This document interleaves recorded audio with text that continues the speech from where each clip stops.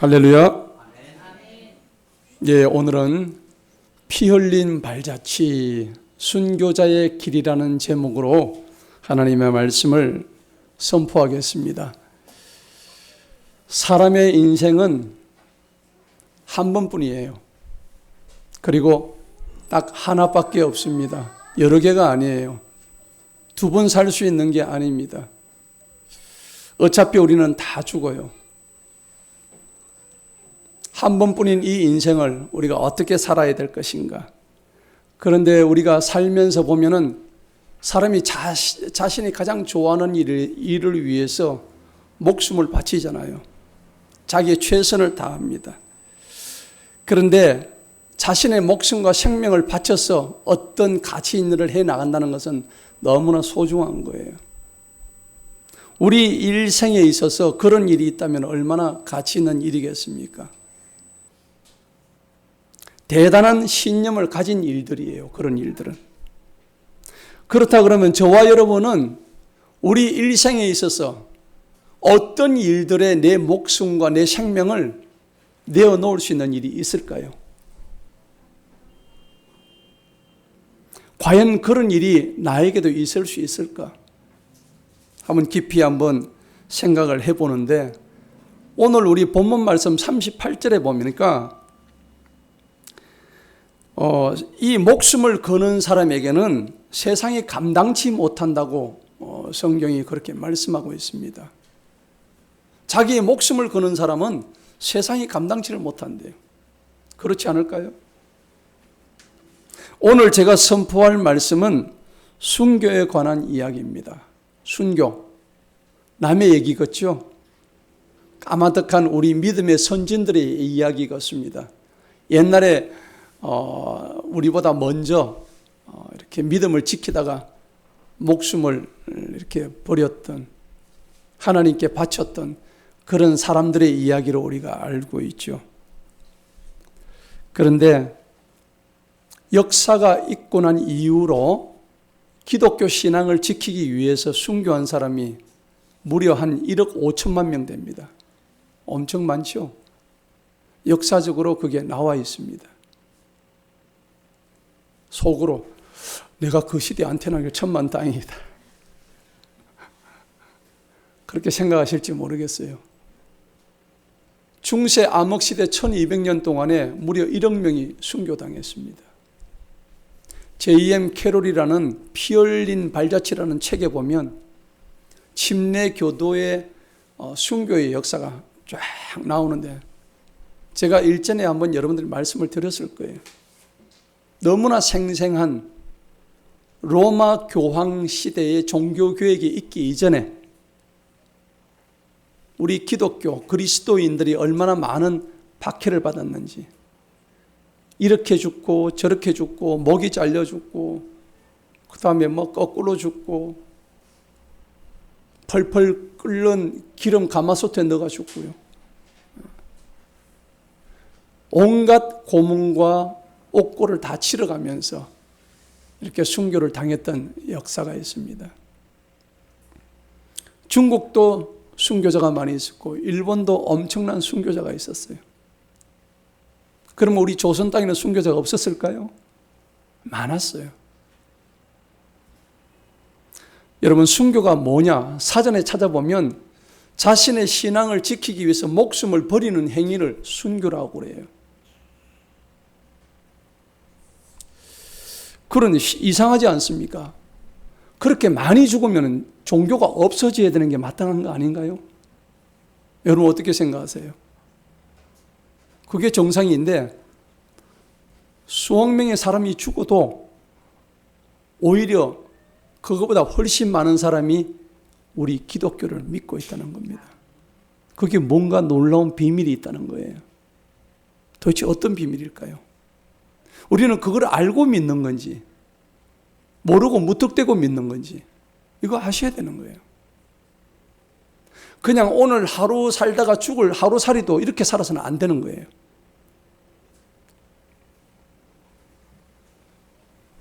유명한 키에르케고르라는 여러분 철학자 아시잖아요. 키에르케고르는 그 사람은 기독교 철학자였습니다. 덴마크 사람인데 1800년대 사람이에요. 그 사람이 이런 얘기를 했죠. 순교자가 죽으면은 그의 지배는 폭군이 죽으면은 그의 지배가 끝난다 그래요. 그런데 순교자가 죽는 순간부터 그의 지배가 시작된다고 그렇게 이야기를 했습니다. 그리고 AD 160년에 태어났던 로마 교부 테르툴리아누스라는 교부가 있었는데 이분이 그런 말을 했어요. 순교자의 피는 그리스도의 씨앗이다. 그렇게 얘기를 했어요. 여러분 동의하십니까? 순교자가 흘렸던 피는 그리스도의 씨앗이다. 그리스도교회, 기독교의 씨앗이다. 그런 얘기를 했죠. 우리가 오늘 편안하게 여기서 예배 드릴 수 있었던 이유는 뭐냐? 여러분, 우리보다 먼저 앞서간 순교자들의 흘린 피가 있었기 때문입니다. 아멘? 그럼 과연 나는 순교할 수 있을까? 그분들이 순교했던 것과 내가 오늘을 사는 나와 그들의 순교가 도대체 어떤 연관이 있을까? 오늘 그것을 알아보는 시간이에요.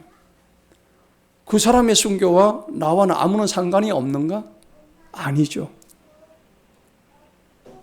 사도 바울은 나는 날마다 죽노라고 했습니다. 자기는 빌립보서에 보면은 나는 차라리 이 땅에 있는 것보다 주님한테 가는 게 더 낫겠다고 그렇게 얘기했어요. 3층 전에 비밀을 이미 보았기 때문에 내가 여기 있는 것보다 차라리 주님과 더불어 사는 것이 훨씬 낫다고 그런 고백을 했단 말이에요. 그럼에도 불구하고 내가 이 땅에 육체로 남아있는 것이 더 유익한 것은 하나라도 많은 사람에게 하나님의 복음을 증거하기 위함이다. 그래서 내가 이 땅에 살아있는 거지 내 한 몸 잘 먹고 잘 살고 그렇게 하기 위해서 내가 사는 게 아니야. 사도 바울은 그렇게 회심 후에 그렇게 변했습니다. 그러면서 단칼에 죽지 않고 대신에 따르게 죽는 방법을 택했어요. 어떻게 택했어요? 날마다 죽는다고. 여러분, 날마다 어떻게 죽어요? 날마다 죽는 게 쉬울까요? 참 어려운 일입니다. 우리가 내 자신을 죽여서 내 몸을 쳐서 복종시켜서 하나님께로 나아갈 수 있다면 그것만치 더 좋은 것은 없다는 얘기입니다. 얼마나 감사한지 몰라요. 여러분, 성경에 보면은 여러 명의 순교자들 이야기가 나오는데 구약 시대의 최후의 순교자가 바로 세례 요한이었습니다. 세례 요한은 순교를 당했는데 헤롯 왕의 불륜을 보고 직언을 하다가 그 조카딸이 요한의 머리를 달라고 해서 참수를 당해가지고 순교를 당합니다. 여러분, 불륜을 하나 지적하고 그랬는데 순교를 당했어요. 그리고 신약 최초의 순교자라고 할 수 있는 초대교회 가장 먼저 순교한 사람이 스데반입니다. 스데반이에요. 이 스데반은 자기 동족 유대인들에게 복음을 전하다가 돌이 막 날아들어요. 하나님의 복음을 전하고 있는데 큰 돌 날아오고 작은 돌, 짱돌이 날아오는데 여기도 맞고 몸도 맞고 하는데 머리에 맞아가 피가 터져요. 그런 상황인데 스데반은 하나님의 복음을 막 전합니다. 그런데 얼굴은 성경에 보니까 뭐라 하냐면 얼굴이 더 해같이 빛났다고 되어 있어요. 그리고 마지막 숨을 거두면서 주님, 저들의 죄를 용서하여 주옵소서. 그렇게 하면서 잠들었더라. 그래 표현이 되어 있습니다. 죽었더라가 아니고 잠이 들었더라. 그렇게 표현이 되어 있습니다. 그래서 그리스도 안에서 지금 이후로부터 죽은 자는 복되도다라고 계시록에서 그런 말씀이 나온단 말이에요. 여러분, 스데반이 순교로 순교를 당함으로 인해 가지고 유대인들의 소위 말하는 디아스포라가 일어납니다. 전 세계 유대인들이 확산이 됩니다. 뭘 들고요? 복음 들고. 왜냐하면 스데반의 사건으로 인해서 유대교인들이 기독교인들을 탄압하니까는 그 탄압을 피하기 위해서 곳곳으로 그냥 파편처럼 튕겨져 나갑니다. 그러면서 주님의 복음은 점점 더 세계 만방으로 퍼지게 되었죠. 누구의 죽음으로? 스데반의 죽음으로. 한 사람의 순교로 인해서. 여러분, 나 한 사람의 죽음으로 인해서 복음이 이렇게 널리 퍼질 수 있다면 좋은 거죠. 스데반은 그런 역할을 했어요. 놀라운 일입니다. 하나님은 그러한 계획을 스데반을 통해서, 스데반의 순교를 통해서 이미 오래전부터 감추고 계셨다는 겁니다. 그것을 또 직접 나타내셨어요. 그것뿐입니까? 예수님의 12 제자들은 얼마나 많이 순교했습니까? 실제로 사도 요한 빼고는 다 순교 다 했습니다. 제일 먼저 순교한 사람이 야고보지 않습니까? 요한의 형제 야고보였어요. 베드로도 순교했고요. 다 순교했습니다. 계시록 14장 13절에 지금 이후로 주 안에서 죽는 자는 복이 있도다. 아멘. 지금 이유가 언제입니까? 예수님을 나의 구주로 받아들였다고 맹세하고 믿는 그 순간부터 죽는 자는, 주 안에서 죽는 자는 복이 있도다. 그렇게 말씀하시는 거예요. 정말 이런 걸 보면은 순교란 게 결코 쉬운 일은 아닙니다. 예수님의 제자들 얼마나 예수님한테 충성을 다했습니까? 그런데 왜 꼭 그렇게 순교라는 방법을 통해서 그 사랑스러운 제자들을 그렇게 데리고 갔어야만 했을까요? 이것은 우리에게 오늘을 사는 우리에게 어떤 의미를 보여줄까요?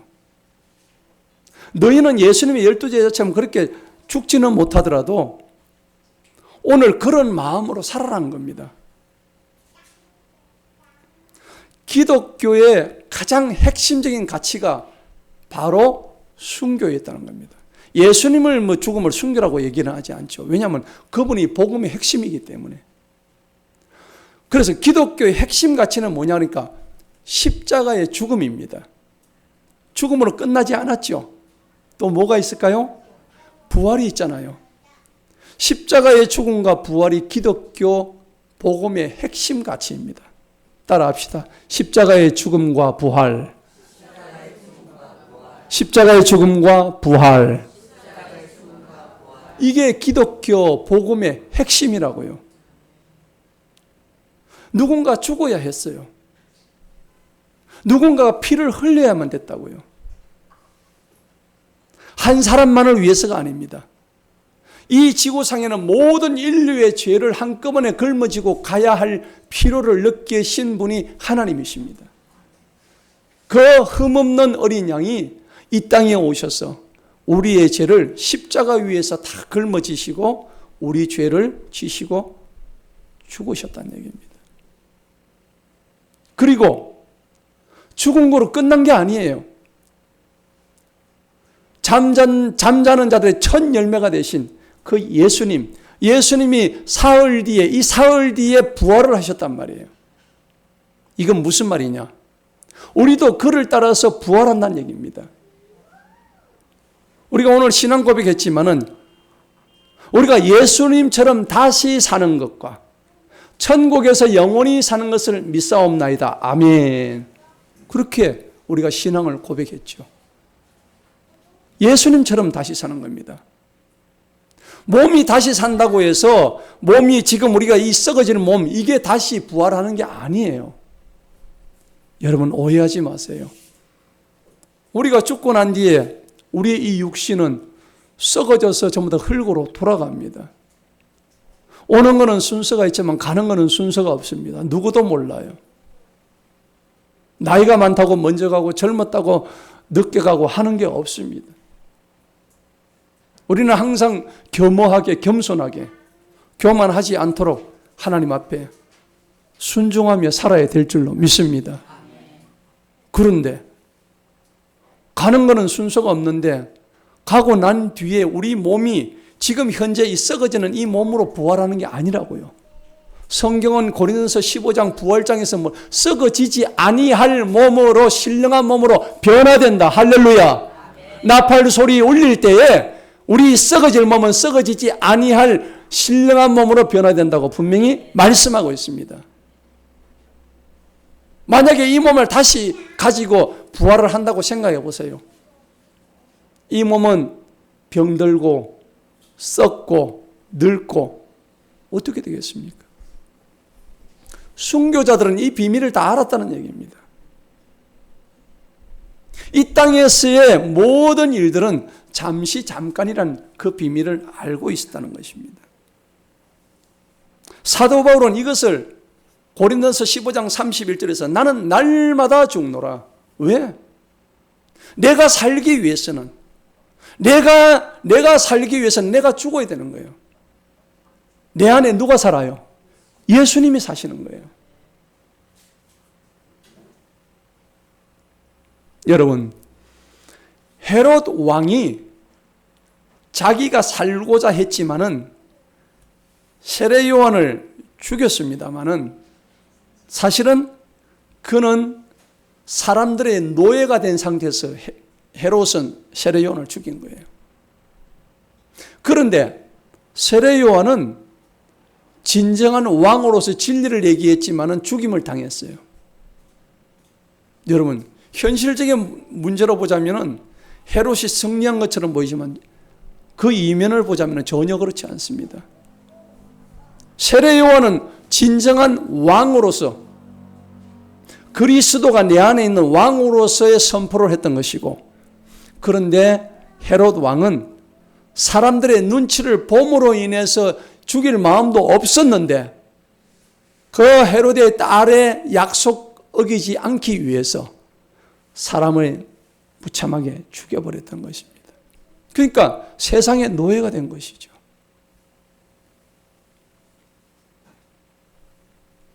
우리 예수님께서 세례 요한 보고 뭐라고 하셨냐면 이 땅에서 세례 요한보다 더 큰 자가 없다 그랬어요. 세례 요한이 왜 클까요? 그는요, 구약시대의 마지막 선지자로서의 역할을 감당을 했는데, 구약시대 선지자들은 메시아가 올 거라는 믿음은 가지고 있었지만은 그 약속이 실현되는 것은 아무도 보지를 못했습니다. 그런데 유일하게 본 사람이 누굽니까? 세례 요한이었어요. 구약의 믿음의 그 약속들을 직접 눈으로 보면서 예수님한테 요단강에서 침례를 주었던 사람이 세례 요한이에요. 그래서 예수님께서 세례 요한보다 더 큰 자가 없다, 그렇게 말씀하신 거예요. 오늘 설교 제목이 뭐냐? 피 흘린 발자취와 순교자의 길이에요. 여러분, 피를 흘렸다는 것은 성경에서는 매우 중요한 의미를 가지고 있습니다. 레위기 17장 11절에 보면 육체의 생명은 뭐에 있어요? 피에 있다고 했습니다. 우리 몸속에 피가 없으면 우리는 수혈받지 않으면 죽어요. 피를 흘리면 죽습니다. 몸 안에 있어야 할 이 피가 몸 밖으로 나오면 무섭습니다. 그렇죠? 이 피는 우리 혈관을 돌고 돌아야 우리 몸이 유지가 돼요. 그런데 혈관 밖으로 피가 나오게 되면 어떻게 됩니까? 죽어요. 예수님도 그렇게 혈관이 터져서 죽었어요. 피를 흘려서. 육체의 생명이 피에 있다고 했는데, 오늘 성경은 믿음을 지킨 자들과 지키지 못한 자들의 상반된 이야기가 이 피에 관련돼서 다 나오는 거예요. 순교가 자기가 하는 게 아니고 타의로 하는 그런 신앙의 행위라고 친다면은, 바울이 나는 날마다 죽노라고 했던 이 자아에 의한 일상의 죽음도 어쩌면 순교의 정신이라고 할 수가 있는 거예요. 그렇지 않습니까? 성경을 보면요, 배교했던 사람, 순교했던 사람, 이 두 가지 경우의 사람들을 막 섞어놓은 그런 역사예요. 역사서예요, 일종의. 성경에는 수많은 배교자와 수많은 순교자들의 이야기가 많이 뒤범벅되어 있어요. 그러면서 하나님에 관한 진리에 일관된 성경의 말씀이 전개가 되고 있는 거예요. 그런데 배교와 순교의 역사가 사실은 우리의 일상입니다. 우리도 날마다 배교하고 살아가지 않습니까? 여러분 어떻게 생각하세요? 날마다 순교만 하십니까? 아니지 않습니까? 우리도 날마다 배교합니다. 배신한다고요. 하나님께 등을 돌린다고요. 우리는 이런 부분들을 하나님 앞에 정말 부끄러워해야 합니다. 정말 하나님, 여러분 생각 한번 해보세요. 베드로 한번 보세요.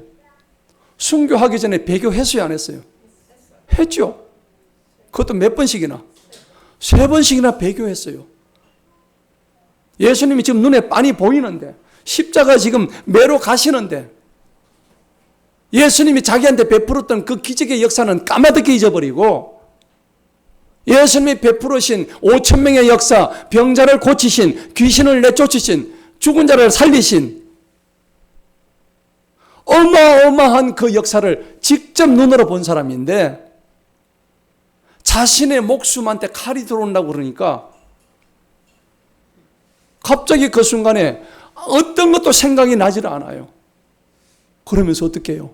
나 저자 몰라. 나 저 사람 몰라. 몇 번씩이나? 3번씩이나. 뭐 하기 전에요? 닭 울기 전에 3번씩이나. 예수님이 그것도 미리 말씀을 예언을 하셨던 부분이에요. 나중에 깨닫고는 자기가 통곡하면서 회개합니다.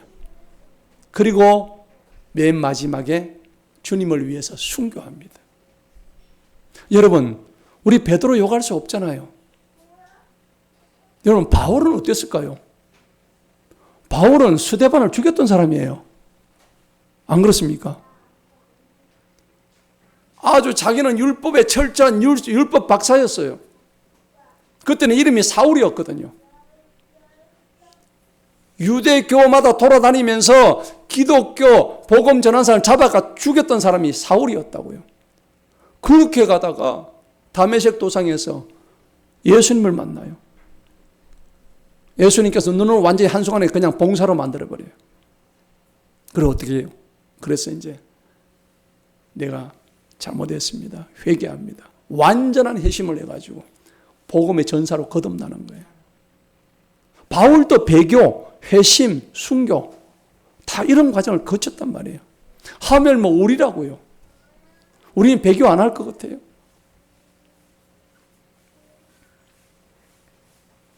예수님께서 마태복음 16장 24절에서 그랬습니다. 누구든지 나를 따르려거든 자기를 뭐하고? 부인하고 자기 십자가를 지고 나를 따르라고 말씀하셨단 말이에요. 자기를 부인해야 되는 거예요. 내가 없어져야 되는 거예요. 내가 없어질 때 내 속에 누가 살아요? 예수님이 사시는 거예요. 세상의 유혹과 미혹, 달콤한 쾌락, 회유, 모진 박해 때문에 사람들은 다 배교를 합니다. 예수님을 던져버려요. 그게 좋기 때문에. 그리고요, 내가 순교하겠노라고 했다가 고문이 막 들어오는데 손톱을 뽑고요. 손톱을 손톱 밑에 막 침으로 찌르고.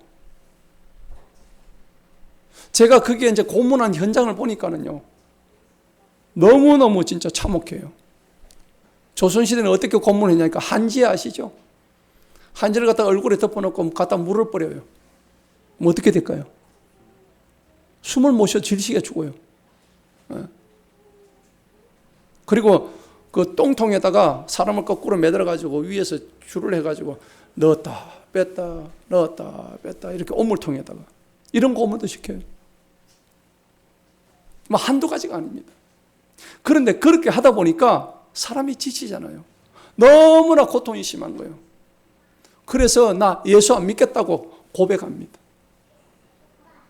그래 놓고 베드로와 사울처럼 어떻게 나중에 그래 그 당시에는 참을 수 없었어. 그렇게 하다가 나중에는 주님 제가 잘못했습니다. 회개하는 거예요. 마지막에 그렇게 순교한 사람이 참 많았습니다. 성경에 여러분들 보세요. 가룟 유다 보십시오. 예수님의 제자였는데도 불구하고 뭐에 유혹됐습니까?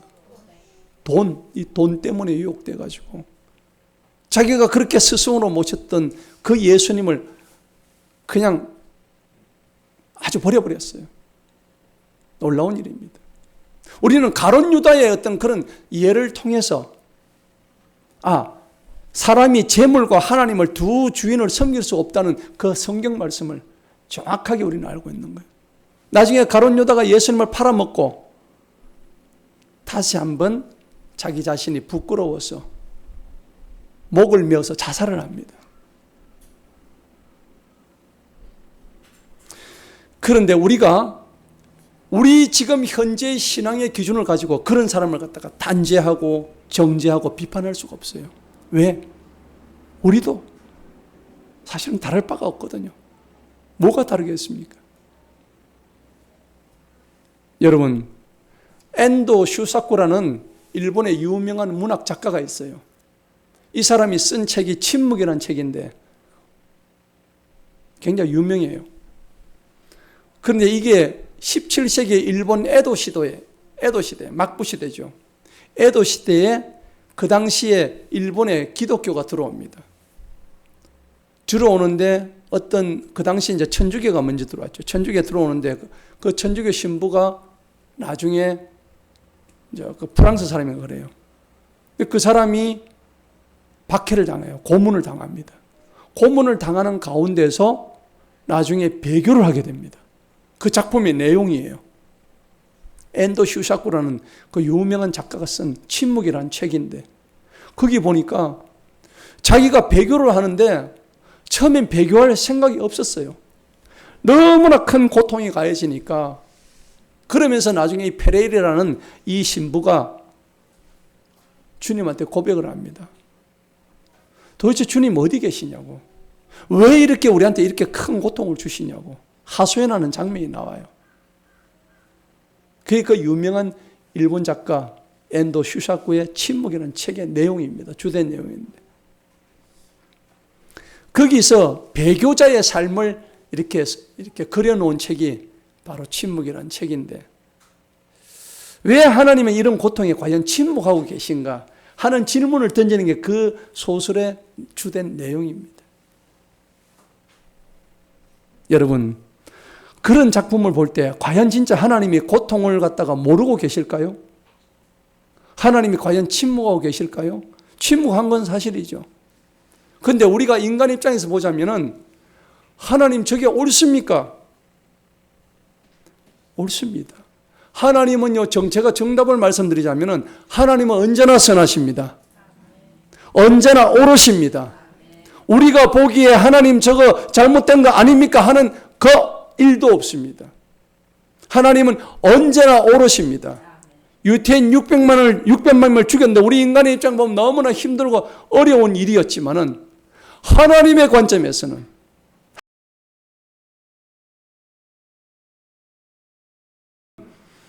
하나님이 하시는 일을 갖다가 우리가 인간의 잣대로 판단할 수가 없어요. 그것을 뭐라고 얘기하냐니까 하나님의 절대 주권이라고 이야기를 합니다. 하나님의 절대 주권 앞에서 우리는 어떤 이야기를 할 수가 없는 거예요. 하나님은 토기장이세요. 우리는 질그릇에 불과하다고요. 하나님 왜 나를 낳았어요? 엄마 왜 이런 나를 낳았습니까? 하나님 왜 나를 이렇게 만들었어? 하고 하나님한테 항변하지 말라고 성경이 말씀하고 있는 거예요. 그것조차도 하나님의 행하신 일이다.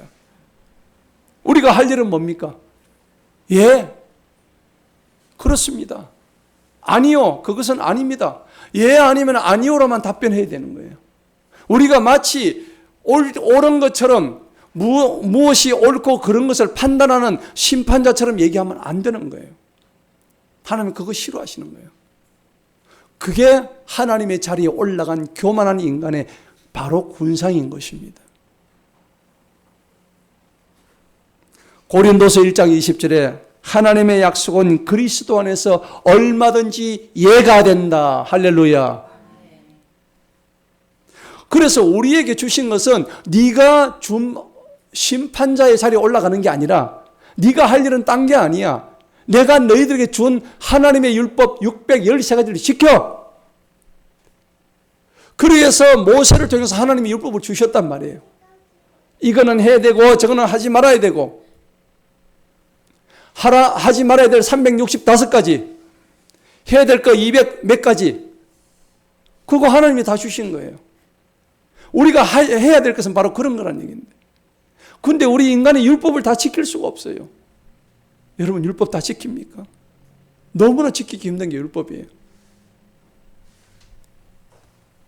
그것조차도 지키기가 힘들고 어려우니까 하나님께서 너희들 숨통 틔워주려고. 그래, 그러면은 어차피 너희들 이거 다 못 지키니까 너희들은 구원받을 사람이 없어. 대신에 내가 내려갈게 하셔서 내려오신 분이 바로 예수 그리스도인 거예요. 누구든지 그런 나를 믿고 나를 구원자로 받아들이기만 하면은 내가 너희들에게 구원을 베풀어 주리라. 할렐루야. 그렇게 말씀하신 거예요. 그래서 예수님께서 이 땅에 오실 때 그냥 오신 게 아니에요. 피의 복음을 들고 오신 거예요. 그냥 오셔서 누가 믿어요? 피를 가지고 오신 거예요. 예수님의 보혈이 필요했던 거예요. 십자가 위에서 나를 위해서 죽음의 피를 흘리신 거예요. 여러분, 2019년도에 보면 방상근이라는 박사가 연구 논문을 썼는데, 우리 조선시대 박해 시기에 조선 교회의 배교자와 회심자의 실질적인 숫자를 갖다가 조사를 했대요. 연구 논문을 냈어요. 얼마나 배교했는지. 그러니까 핍박하고 박해 시기에. 그래 했는데 1801년 우리 역사 시간에 보면 신유박해라고 있었죠. 신유박해. 그게 1801년도에 배교했던 숫자가 62%랍니다. 38%만 신앙을 지켰대요. 조선시대 때. 이걸 실제로 조사를 했는데 어디서 조사를 했냐니까 포도청, 옛날에 포도청이 있었죠. 조선시대. 포도청에 이름 다 적어놓은 그 기록을 다 찾아낸 거예요. 그래가지고 고문을 했더니 홍길동이는 예수 믿겠다. 또 박길동이는 안 믿겠다. 이게 전부 다 표가 다 되어 있는 거예요. 그걸 전부 다 끄집어내가지고 조사를 했는데 62%가 배교를 했대요.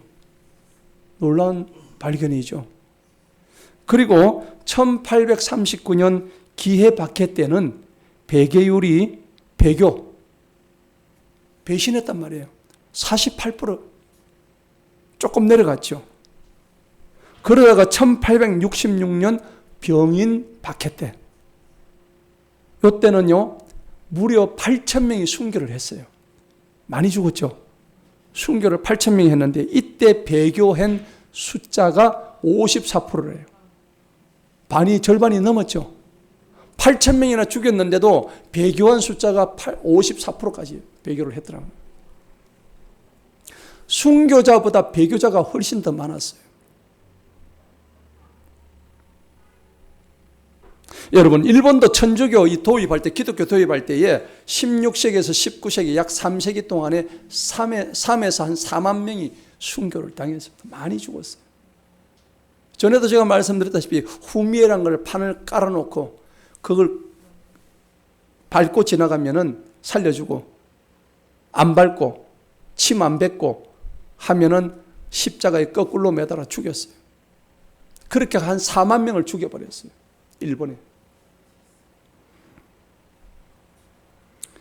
오늘 본문 말씀입니다. 오늘 이 본문 말씀 참 믿음장인데, 역사적으로 우리가 보게 되면은 이 순교란 게 유대교의 기독교 탄압, 그 다음에 고대 로마 제국 때의 기독교 탄압은 정말 심했습니다. 여러분 잘 아시는 네로 황제 있죠? 네로 황제 때 이야기가 영화로 나온 게 뭡니까? 코바디스, 벤허 아시죠? 옛날에 우리 다 본 영화인데 거기 보니까는 코바디스 뜻이 뭐예요? 주여 어디로 가시나이까 그랬잖아요. 그래서 그 영화들을 그 너무나 수작이에요. 아주 명작들이에요. 기독교 영화예요. 배너가 나온 게 1959년가 그럴 거예요. 지금 70년이 다 돼가요. 지금 봐도 너무나 감동적인 영화예요. 그런데 그 당시에 사람을 어떻게 죽이냐니까 콜로세움이래. 이태리 로마에 가면 콜로세움인데 그 안에서 지금으로 치면 이제 원형 경기장입니다. 사람들이 탁 들어가 있고 굶주린 맹수들을 보내가지고 기독교인들을 갖다가 풀어놓습니다. 그러면 맹수들이 와가지고 그 기독교인들을 뜯어먹어요. 사자 와가지고. 그리고 거꾸로 매달아 참수시킵니다. 예수 믿는다고. 그래서 그 박해가 있고 난 뒤에 사람들이 도망을 합니다. 어디로 갈까요? 카타콤베로 들어갑니다. 카타콤이 어디냐 그러니까 로마에 있는 지하교회입니다. 로마에 가면 지금도 지하에 수백 킬로 되는 지하에 동굴이 있습니다. 저희는 한번 갔다 와봤습니다. 지하로 들어가는데 그 안에서 생활할 수 있게끔 모든 게 다 되어 있더라고요. 그게 언제입니까? 예수님 시대 때예요. 2000년 전에 만들어진 동굴이에요. 그 안에서 아이를 놓고 그 안에서 살고 교육받고 예배드리고 그다음에 그 안에 그러니까 심지어는 그 무덤까지 있더라고요. 해골 바가지를 갖다 놓은 무덤까지 있더라고요. 우리 믿음의 선진들은 2000년 전에도 그렇게 믿음을 지키기 위해서 땅굴을 파고서라도 그들의 신앙을 지켰다는 겁니다. 여러분 지금 생각해 보세요. 우리는 얼마나 지금 편한 신앙생활을 하고 있습니까? 가까운 북한만 하더라도 주일날 예배 드릴 수 있나요? 없습니다. 기독교 기자도 못 꺼내요. 전부 다 잡히면 총살당합니다. 여러분 우리는 얼마나 복음이 가치가 있는지 우리는 몰라요. 정말. 중세 때 로마 시대 때는 무려 1200년 동안 로마 교황이 성경을 못 보게 했습니다. 그리고 성경을 못 보게 해도 성경이 계속 나오니까 성경을 변개시켜 버렸어요. 성경을 바꾸어 버렸다고요. 잘못된 성경을 만들었어요. 그럼에도 불구하고 오늘 우리가 보는 킹 제임스 성경은 뭡니까? 옛날에 보던 그 성경을 변개치 않고 그대로 이어져 온 그런 성경이라는 얘기입니다. 자, 오늘 본문 말씀 히브리서 11장에 보니까 1절을 한번 보시기 바랍니다. 결국은 순교인이 또 신앙인이 하는 것은 결국은 믿음의 문제죠. 믿음이 뭘까요? 히브리서 11장 1절을 보니까 믿음은 바라는 것들의 뭐예요? 실상입니다. 내가 바라는 것들이 실제 나타나는 상이라고요. 그리고 보이지 않는 것들의 뭐예요? 증거입니다. 보이지 않는 것 증거인데 선진들이 이로써 증거를 얻었느니라. 믿음은요, 믿는 사람에게만 보이는 특징이 있어요. 믿지 않는 사람은 전혀 보이지 않습니다.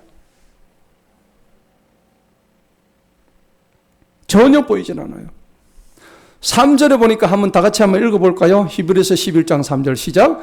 믿음으로 모든 세계가 하나님의 말씀으로 지어진 줄을 우리가 아나니 보이는 것은 나타난 것으로 말미암아 된 것이 아니니라. 아멘. 그렇죠. 모든 세계가 하나님의 말씀으로 지어졌다고 성경이 말씀하고 있는데 이걸 우리가 믿어야 되는 거예요. 그런데 우리가 믿음으로써 이것을 인정하는 건데 이걸 인정하지 않는 사람이 많이 있어요. 믿음이 없기 때문에. 믿음으로 얘기하지 않기 때문에. 그래서 4절에 보면 최초의 순교자라고 할 수 있는 믿음의 제사를 드렸던 아벨이 등장합니다. 최초의 순교자예요. 우리 성경에 보면은 아담 이후에 최초의 순교자가 바로 아벨입니다. 그래서 이 아벨은 의인이라고 오늘 4절에서 기록이 되어 있습니다. 믿음으로 아벨은 가인보다 더 나은 제사를 하나님께 드림으로 의로운 자라 하시는 증거를 얻었다. 아벨은 의인이었습니다. 순교자였죠. 그러면서 6절에 보니까는 믿음이 없이는 하나님을 기쁘시게 할 수가 없다. 할렐루야. 여러분 믿음이 없이는 하나님을 기쁘시게 하지 못한대요. 믿음을 가지시기 바랍니다. 그런데 내가 믿음 가진다고 내가 되나요? 믿음은 하나님의 선물입니다. 선물. 아멘. 믿음은 들음에서 나고 들음은 하나님의 말씀에서 비롯된다고 성경이 말씀합니다. 여러분, 믿음은 어떻게 해요? 들어야 합니다. 하나님 말씀을 들어야 합니다. 세상 잡소리를 듣는 것이 아니라 믿음은 하나님의 말씀을 쏙쏙 들어야 됩니다. 그럴 때 믿음이 생기는 거예요. 그러면서요, 7절부터 해가지고 뒤에 32절까지 전부 믿음의 사람들의 예를 들은데 7절부터 누가 나오냐니까 노아부터 나옵니다. 노아, 그 다음에 아브라함, 이삭, 야곱, 요셉, 모세 쭉 나오다 보면 기생 라합까지 나와요. 그리고 기드온, 바락, 삼손, 다윗, 얼마나 많은 사람들이 믿음의 사람으로 거기에 성경에 이름이 올라갔단 말이에요. 오늘 저는 저와 여러분이 오늘 이 히브리서 11장에 우리의 이 믿음장에 우리 이름이 올라가기를 축복합니다. 저와 여러분의 이름이 이 장에 올라가야 되는 거예요. 할렐루야.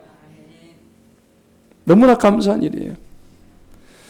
그러면서 33절을 한번 보십시다. 오늘 본문 말씀입니다. 한번 볼까요? 다 같이 한번 읽어봅니다. 시작.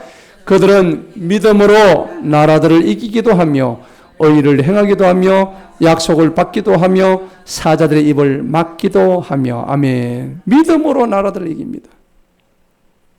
의를 행하고 약속받고 사자들의 입까지 막아버린 거예요. 여러분, 다니엘이 사자굴에 들어갈 때 어떻게 했어요? 사자들의 입을 다 막아버렸죠? 하나님 막아버리신 거예요. 어떤 걸로요? 자기 능력 아니죠? 하나님의 능력으로, 믿음의 능력으로. 할렐루야. 저와 여러분이 오늘 믿음의 능력을 가지고 있다면 믿음의 세계에서는 안 될 것이 아무것도 없습니다. 할렐루야. 여러분들 절망하지 마시고 낙심하지 마시기 바랍니다. 순교자의 정신은 믿음의 정신인 것입니다. 왜? 내가 내 목숨을 던진다 할지라도 더 나은 본향이 있다는 것을 믿었기 때문에 저들은 자기의 목숨을 초계같이 버렸다는 겁니다. 오늘 그러한 믿음을 하나님 우리에게 요구를 하시는 거예요. 그런데 여러분, 순교자는 진짜로 영광된 자리입니다. 아무나에게 그런 영광 주지는 아니하십니다. 여러분, 손양원 목사님 한번 보세요. 자기 사랑하는 아들 둘이를 보내버리잖아요. 그러면서 9가지 감사를 하는데 몇 번째인가 모르겠는데 한 순교자도 감사하거늘 영광이거늘 우리 집안에서 내 핏줄에서 2명의 순교자가 나서니 할렐루야 주님 감사합니다. 그 감사를 하고 있는 거예요. 여러분, 내 사랑하는 자식이 하나님의 일을 위해서 순교를 했는데 한 명도 아니고 2명이나 순교를 했어요. 우리가 보통 사람 같으면 하나님 한 명만 데려가시지 어떻게 이렇게 둘이나 다 데려가십니까? 그렇게 생각하셨는데 우리 손양원 목사님은 그렇지 않았단 말이에요. 이렇게 천한 가문에서 순교의 영광을 주시니 감사합니다. 이렇게 고백할 수 있었다는 거예요. 감사한 거예요. 34절을 보시겠습니다.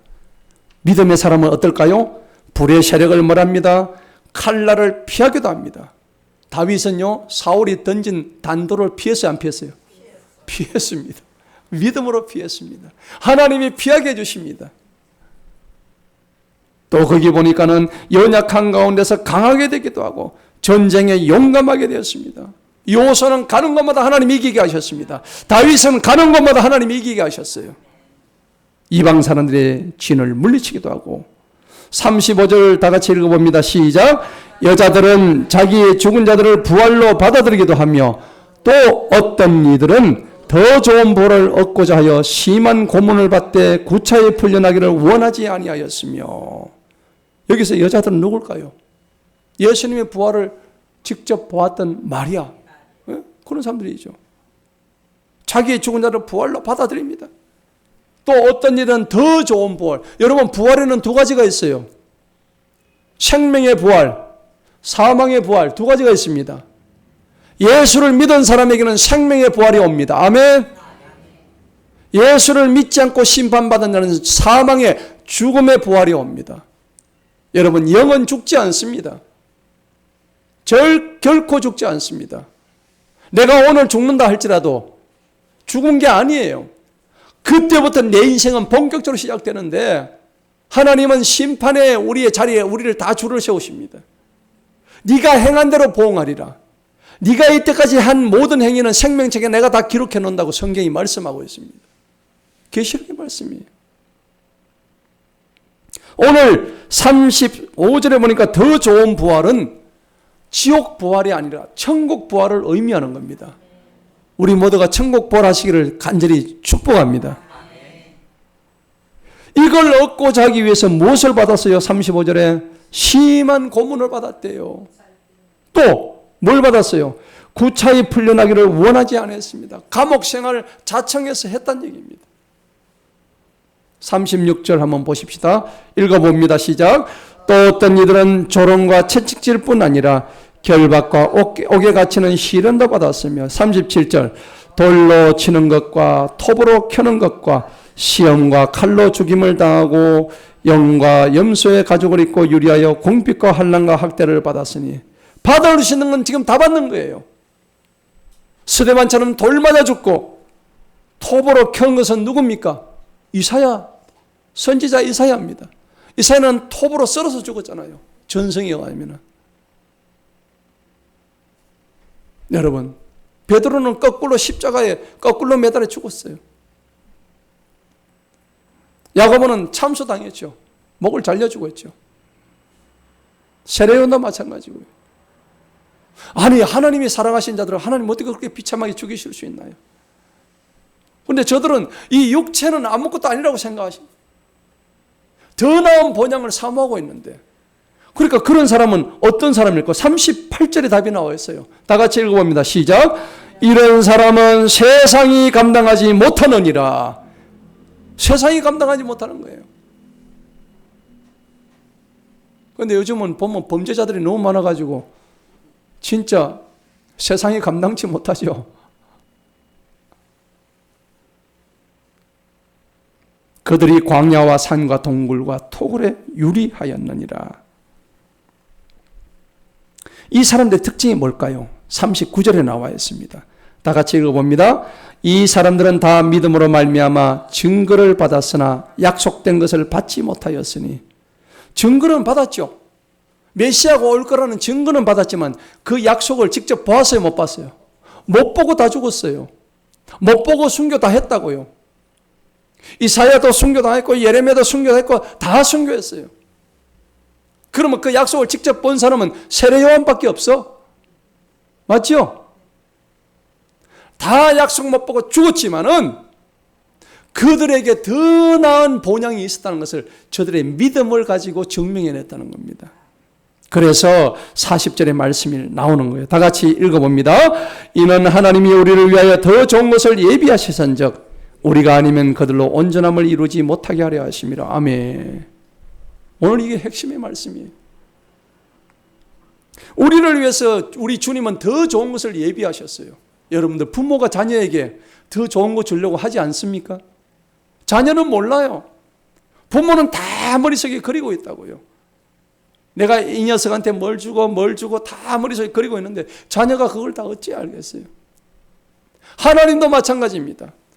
우리에게 좋은 것을 다 예비해 놓았는데 이 자식이 철이 없어가지고 부모가 무슨 생각하는지도 아무것도 몰라. 사실 우리도 그랬죠.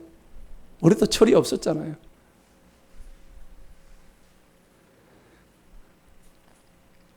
참 놀라운 말씀은 26절에 나와 있죠. 한번 봅시다. 26절을 한번 읽어봅시다. 히브리서 11장 26절 시작.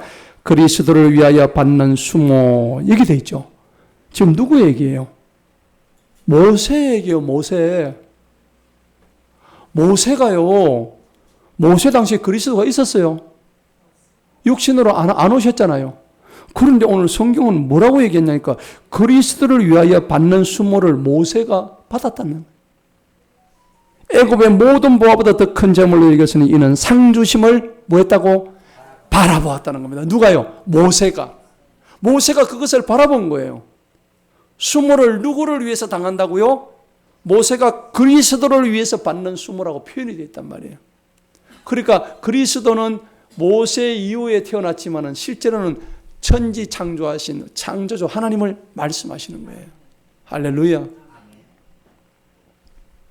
여러분, 진짜 감사한 것은 저는 오늘 이 설교를 하면서 내가 이 설교를 할 자격이 있는가?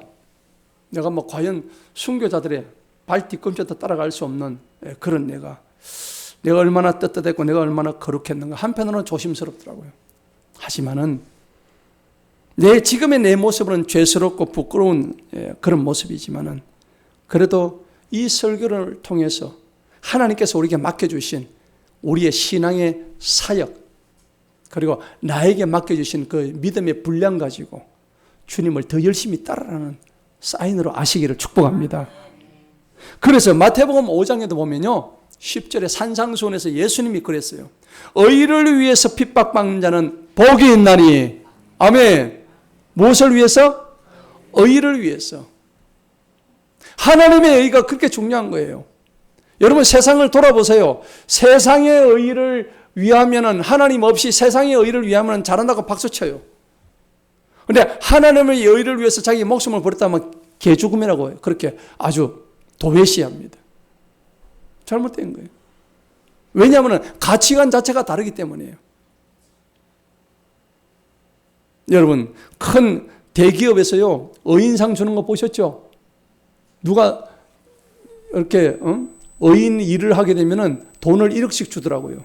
아주 대기업 L사에서 그렇게 아주 잘하는 일이에요. 그런데 그거는 우리 기독교하고는 아무 상관없는 거예요. 세상 기준에서 의인으로 본단 말이에요. 그런데 우리 기독교의 의인은 그 개념하고는 완전히 다르죠. 그래서 우리 그리스도인들이 말하는 의인은 어떤 의냐? 예수님을 믿어야 합니다. 아멘. 예수님을 믿음으로 말미암아 모든 믿는 자에게 미치는 하나님의 의를 의인하는 거예요. 믿음의 의입니다. 그래서 하나님 나라는 어떤 나라냐? 믿음으로 가는 나라다. 아멘. 하나님의 나라는 믿음으로 가는 나라예요. 믿음으로 가는 나라, 하나님 나라. 아멘. 믿음으로 가는 거예요. 하나님 나라 다른 거 가는 게 아니에요. 돈으로도 못 가요. 권력으로도 못 가요.